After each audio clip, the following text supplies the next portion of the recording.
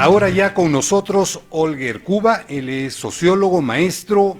Patricia Salas, ella también es socióloga, también ha sido maestra, ambos son integrantes del colectivo Laboratorio de Política y Cultura y vamos a desarrollar un conversatorio aquí sobre la cuestión que nos trae y es el titular de nuestro programa del día de hoy, la educación, ¿no? Una primera impresión acerca de las opiniones que han vertido los estudiantes que el día de hoy hemos invitado. Bueno, muchas gracias Fernando, Patricia, por la invitación. Siempre un gusto y un placer estar con ustedes. Escuchándolos, la verdad yo me quedo perplejo de tantas cosas buenas, tantas reflexiones además importantes que han hecho, ¿no? Y de la capacidad de expresarse que tienen. Eso indica de repente que en los colegios está yendo bien ese tema, ¿no? A mí me parece que han mencionado algunas cosas que los maestros debemos asumir y debemos estar conscientes de que ese es un rol importante. Comienzo por lo último, los consejos que nos dan, ¿no? Empatizar con los estudiantes, entenderlos. Y es que a veces los docentes, debido a la abrumadora carga que uno tiene, se dedica solamente a cumplir con lo que el currículo le indica y A ser profesor, como decían ellos. exacto, y la labor de maestro la deja de lado, ¿no? Cuando de repente eso debería ser lo primero que uno debe trabajar en el colegio. Sí, pues tenemos en realidad en el sistema educativo en general una dicotomía, ¿no? De cuánto el maestro o la maestra debe enfocarse en lo estrictamente académico o cuánto tiempo le debe dar a lo más formativo en la vida de las estudiantes, ¿no? El currículo escolar, los objetivos de la educación peruana, de la Ujú, educación escolar en el mundo en general, ujú, siempre dicen que debe ser una educación integral, pero luego cuando se establecen formas de evaluación y todo eso, se privilegia solamente lo académico. Entonces los profesores como que viven una vida un poco esquizofrénica en esos aspectos y a veces terminan ganando qué evalúas y no esta conciencia de que son adultos, adultas que están acompañando un proceso de crecimiento, que educar es eso, que acompañar cómo ujú. crecen los niños, las niñas, los adolescentes. Sí, pero también parte por el sistema mismo, ¿no? El sistema educativo mismo eh, privilegia de repente la dación de contenidos por sobre lo humano, por sobre esos aspectos que uno también como profesor debe enfocarse. Ahora, es cierto que en los últimos años esa corriente está cambiando y a mí me parece genial. Sin embargo, existen todavía mucha resistencia de parte de los mismos profesores, incluso que eh, privilegian pues los contenidos y el ser profesor, el ser dador de conocimientos por sobre el formador, ¿no? Ahora, la demanda que hacía Cristel sobre el nivel de profundidad o complejidad de los contenidos también es una cosa que hay que tener en cuenta claramente, ¿no? Tampoco puedes descuidar cuál es la batería de contenidos que necesitan o se pueden necesitar respecto a lo formativo. Pero ahí tenemos, pues, en esta época, los maestros, maestras tienen cruces muy fuertes, ¿no? Uno es, hay tantísima información y tantísimo conocimiento puesto a disposición de los propios estudiantes a través de las redes. Y es tan poco, digamos, lo que un maestro en realidad puede hacer en el aula que saber qué privilegiar y cómo orientar a los chicos y chicas para seguir aprendiendo y estudiando es algo que creo que todavía no hemos resuelto en el magisterio en general, pero en el peruano en particular, ¿no? No sé qué opinas tú que estás en las aulas con chicos, chicas, adolescentes, yo estoy más en la universidad y que es Ujú. una realidad un poquito distinta. Claro, el profesor como dador de conocimientos es una imagen pues de la educación que viene desde hace 200, 300 años cuando el sistema educativo actual comenzó a formarse, ¿no? Y es que en ese tiempo el único que podía dar ese conocimiento era el maestro, porque bueno, no había muchas bibliotecas, la mayoría de las personas de repente era analfabeta y entonces la única forma de poder adquirir ese conocimiento era en el colegio, pero Que el Hoy, profesor te la cuente. eso, el profesor te la cuente, porque era el único, el que sabía la verdad y entonces era la única fuente a la que podías recurrir. Pero en cambio ahora la información pues está al alcance de la mano, ¿no? Está a un clic, a un tap nada más de distancia. Y justamente esos cambios hacen que los sistemas educativos, los modelos pedagógicos deban virar pues hacia el desarrollo de competencias, que es de lo que se habla ahora. Eh, Enseñarles habilidades a los estudiantes para que puedan acceder a información de calidad, para que sepan discernir lo que es correcto o lo que no en cuanto a información. Y un ejemplo, ¿no? En pandemia habían muchos mensajes, qué sé yo, spams con información falsa y la gente se lo creía. Y es porque de repente esa competencia de poder discriminar fuentes no está correctamente desarrollada, ¿no? Y eso es lo que se tiene ahora. Y yo creo de que lo que hoy día nos ha manifestado Camilo y Cristel acerca de esta dicotomía que ellos a veces encuentran entre el maestro y el profesor, yo creo que es una dicotomía, una contradicción que nos plantea en qué tipo de sociedad estamos viviendo.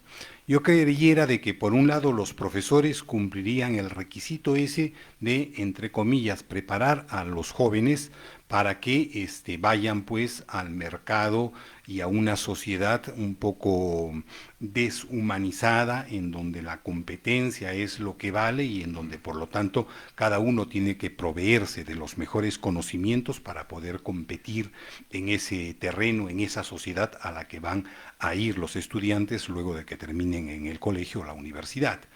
¿No? Y ahí son necesarios los profesores, mientras que por el otro lado ellos reclaman que esos profesores deberían ser maestros, y al maestro yo lo veo más como esa persona empática que no ayuda tanto al aspecto de la competencia, sino al aspecto de la convivencia entre las personas, ¿no? A que vivimos pues en colectividad, a que vivimos en sociedad, a que dependemos uno de otro. Yo le puedo dar ese nivel de interpretación y yo creyera que siendo una contradicción no debería ser una contradicción. Entonces, ¿dónde está el problema? ¿Si faltan más maestros o si faltan más profesores o cómo hacemos para que esa dicotomía no sea una dicotomía, sino de repente haya algún nivel de complementariedad? Bueno, creo que es un poco de los dos. Falta tiempo para el desarrollo mismo de las clases y también faltan maestros. Hay algunos colegios en los que no se logra captar o tener toda la plana completa y durante meses los chicos están sin profesor. O otros colegios pequeños en los que digamos que la cantidad de profesores es exacta, incluso abarcan otras áreas, otros cursos que no son de su especialidad. Y entonces ahí surge eso, ¿no? El profesor que no, justo lo que decía Cristel, queremos que haya más profundidad en los temas, abarcar más temas, pero ¿qué pasa si es que el profesor que enseña no es de la especialidad? Porque de repente no hay los suficientes profesores o qué sé yo, ¿no? Pues una falla del sistema que también hace que tengamos esa paradoja.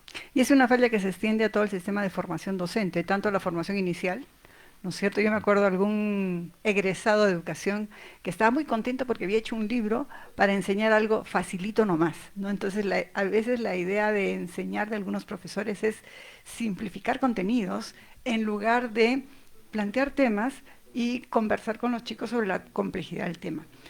Pero volviendo a lo que tú planteabas, Fernando, ahí el problema es más grave, porque si tú miras las agendas educativas, tú ves los currículos escolares de toda América Latina, del Perú y del mundo, la formación para pensamiento complejo, para deliberar, para ejercicio ciudadano, está puesta. Y está puesta en muchos casos de una manera bien inteligente. Pero eso implica dos tipos de problemas. Uno, que maestros y maestras más bien han sido formados y criados en sistemas jerárquicos, antidemocráticos, donde no había equidad de género, donde no había discusión sobre el racismo, etcétera. Entonces les cuesta trabajo hacer ese tránsito y poder conversar con sus estudiantes respetando a los estudiantes y terminan repitiendo relaciones jerárquicas. Ahí hay una falla del sistema bien fuerte también.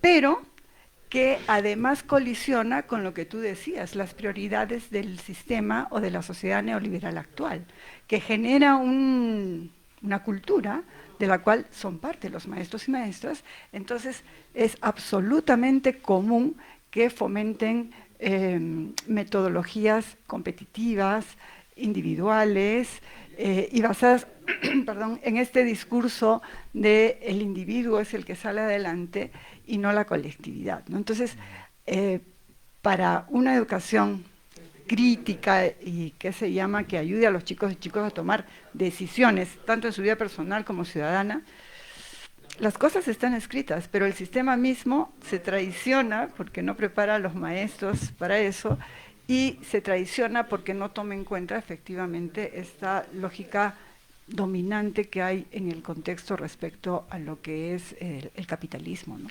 Claro, las escuelas son el reflejo de la sociedad y en la escuela se repiten relaciones entre las personas que se manifiestan en la sociedad, ¿no? Esas relaciones jerárquicas, esas relaciones Discriminatorias, discriminatorias de dominado, racistas. dominador, ¿no? Ese tipo de relaciones se reflejan en la escuela y los profesores lo vemos a cada instante, lo sufrimos también y también los cometemos. El Claro, día de se hoy, asustan. el día de hoy, de repente ya nos acercamos casi a las finales del programa. El día de hoy nosotros titulábamos el programa, el titular del programa era Educación pública, laica y de calidad. En ese sentido, yo creo que de una u otra manera guarda relación con lo que ustedes y lo que venimos conversando, ¿no? Porque, o sea, lo que primero habría que tener es una idea más o menos de cómo es el modelo educativo, que además yo creo que nos los dan los propios estudiantes, ¿no? Pero yo creyera de que una parte importante es que en el país no se ha discutido demasiado, ¿no? Esto de que la educación debe ser pública para que todos tengan posibilidades de acceder en las mismas condiciones, ¿no? Y no haya quienes tengan más plata vayan a, entre comillas, escuelas de mejor calidad también, entre comillas, pero donde sea el dinero lo que mande. Laica en el sentido de que debe estar integrada pues a la ciencia, ¿no? Y de calidad porque tiene que tener un nivel que sea más o menos igual en cada una de las escuelas y colegios peruanos. ¿Cuál es la opinión al respecto?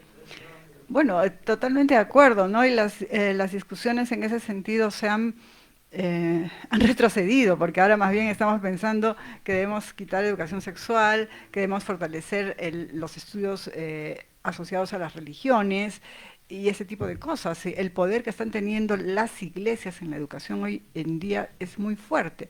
Hemos perdido de vista en la educación que la educación es un campo de disputa cultural y político. Los debates que se están haciendo en educación es sobre las metodologías, sobre las didácticas, si hacemos aprendizaje por proyectos o si hacemos un huerto escolar, ese tipo de cosas. Y no discutimos para qué se educa y cómo deben ser los sujetos que están en el proceso educativo y cómo debe ser la relación con los estudiantes.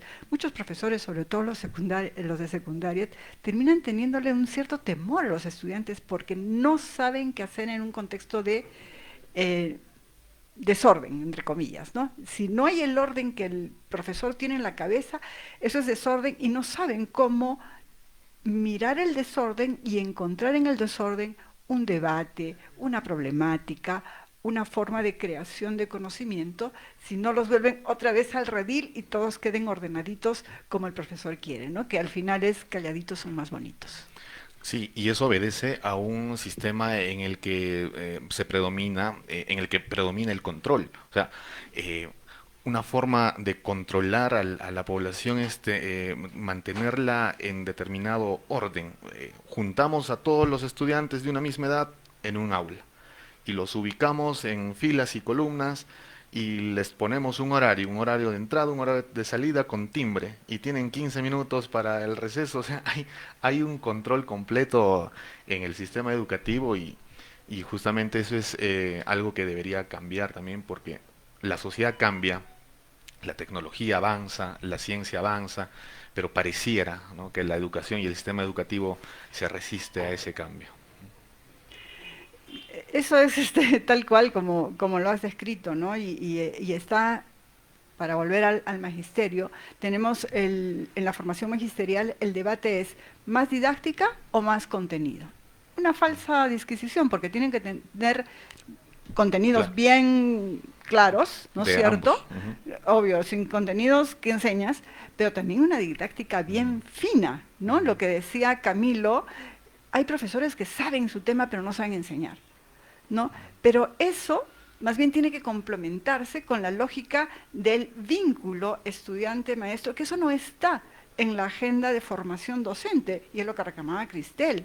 Y al final los dos, con lo de empatizar, o lo que decía ella, nadie debe quedarse atrás. Los profesores deben cuidar no solo de sentirse satisfechos con lo que lo hacen bien, sino de qué pasa con los que no lo logran. Así es. Y seguramente ustedes que han trabajado con alumnos, que han trabajado con jóvenes, perciben de que también hay un nivel de contradicción entre el tiempo que ustedes tienen que dictar clase, que los niños y los jóvenes tienen que ir a la escuela y la cantidad de actividades y problemáticas que se aparecen, ¿no? Hay una contradicción con el tiempo. ¿Por qué la escuela tiene que durar 11 años? ¿Por qué la escuela no puede durar 15 años, por ejemplo? ¿Quién se inventó eso de que tendría que haber 11 años de enseñanza y 11 años para ir a la escuela? Bueno, en realidad, pues eso data desde la revolución industrial en el que se formaba a los estudiantes de niños y adolescentes porque son más moldeables para botarlos formaditos, con el mismo corte de cabello, cuadraditos y para que sean buenos obreros. O sea, esa era Claro, la pero lógica. aún así ha habido una evolución, ¿no? Porque hace un par de siglos los chicos, chicas tenían que estar listos para entrar a trabajar a los 12, 13 años, entonces con formación primaria era suficiente. Sí. Después, cuando el mercado laboral demanda un poquito más de conocimiento, necesitabas quinto de media. Entonces, que era más o menos los 17 años, que tiene que ver con los periodos, los ciclos de vida, ¿no? Si te fijas, la primaria termina cuando empieza la adolescencia, las chicas están empezando a menstruar y todo eso, Ujú. y la secundaria cuando teóricamente están listos para el Pero trabajo. los ciclos de vida han cambiado, pues de la misma manera que no todas las personas, pues esto, por ejemplo, miren, para ponerles tomar un ejemplo, ¿no es cierto? O sea, esto de que hay personas que, como decimos, como se sabe, ¿no es cierto? Hay personas que funcionan mejor en la noche y hay personas que funcionan menos bien en el día, ¿no? Y es que el ciclo de vida también cambia, ¿no? O sea, yo es una cosa que creo, como tú lo señalabas, Olger, que esto pues de los tiempos, ¿no? Ya necesitamos fuerza de trabajo y que la fuerza de trabajo comience pues ¿no? A ir a los 25, 26 años si es que va a la universidad. Si es antes solamente para ser obreros y no ser tener carrera universitaria, ya pues a los 17, 18 años, ¿no? Pero yo creo que en función de los jóvenes, en tanto y cuanto ellos requieren más tiempo, en la escuela se requiere que sean pues maestros y profesores, ¿no? Además de los recursos, yo creo que habría que pensar en el tiempo, ¿no? Yo no sé por qué, sinceramente, y no sé si es que se haya preguntado y reflexionado el por qué necesitamos 11 años solamente de escuela y no 15, por ejemplo. Bueno, incluso tenemos una contradicción fuerte en ese sentido. Los países europeos o del primer mundo en general tienen un año más de escuela que los países latinoamericanos. Los países latinoamericanos tenemos quinto secundaria, mientras que los países europeos tienen, llamémosle un sexto de secundaria, no tienen otra forma de organizar la secundaria. Y la otra cosa que está cruzando fuerte en nuestras sociedades es la competencia, la necesidad de competir, avanzar lo más pronto posible, lo más temprano posible. Tienes que terminar el jardín, la primaria, la secundaria y ser doctor a los 22 años, ¿no? Ya entrar a Entonces, transición sabiendo leer y escribir. Por poco, ¿no? Y esa lógica también la replican los padres que no quieren que el hijo, entre comillas, pierda un año, ¿no? Terminas el colegio, tienes que ir a ingresar a la universidad, porque si no pierdes un año. Pero esa no es la lógica, al contrario, está ganando en ese tiempo que se está tomando, está ganando más madurez, más responsabilidad para poder decidir mejor, ¿no? y otra vez esa es una dificultad para los maestros y maestras que no tienen clara, o mejor, que la avalancha les genera los objetivos educativos y no el currículo escolar o los intereses de los niños o niñas o adolescentes.